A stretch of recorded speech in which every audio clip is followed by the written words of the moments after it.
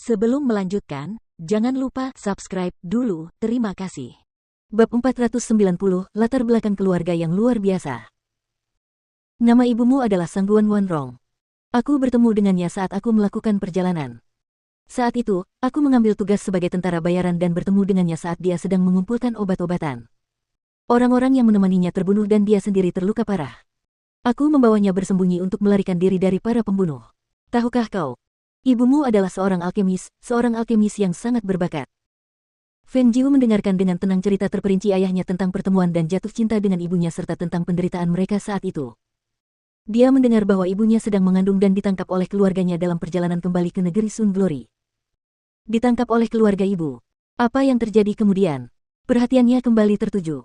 Ia mendengarkan cerita ayahnya seolah-olah ia dapat melihat pemandangan yang mendebarkan saat itu. Nona tertua dari keluarga bangsawan kabur dari rumah, hamil anak tanpa izin dari tetuanya, dan dikejar-kejar oleh ayahnya.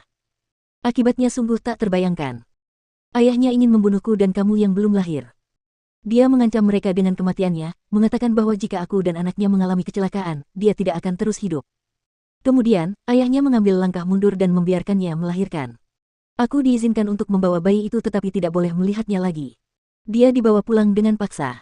Aku tidak dapat mengingatnya karena ayahnya menyegel ingatanku. Dia menyegel semua ingatan tentangnya, dan kombinasi faktor-faktor ini membuka pintu gerbang ingatanku.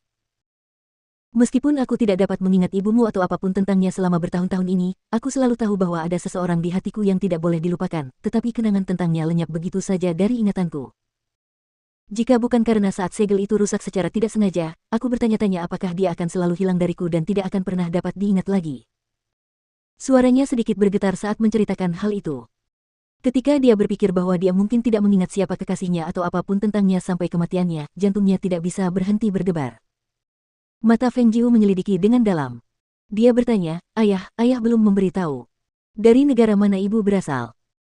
Dia adalah nona tertua dari keluarga Sangguan dari Kerajaan Surga, negara kelas 1 di wilayah timur. Feng Xiao menatapnya dengan tatapan serius dan berkata kepadanya sambil merenung, Jiu kecil, ayah tahu kau adalah gadis yang luar biasa, tetapi negara kuat kelas 1 tidak dapat didekati untuk negara kelas 9 kecil seperti kita. Ada begitu banyak pria kuat di sana. Bahkan klan kecil di negara kelas 1 tidak dapat dikalahkan menggunakan kemampuan kita saat ini. Kau tahu, ada ribuan negara kelas 9 di sini di wilayah timur. Namun, hanya ada 10 negara kelas 1 seperti itu di seluruh wilayah timur. Kekuatan mereka berjumlah 100 kali lipat dari negara kelas 6 seperti negara Green Gallop.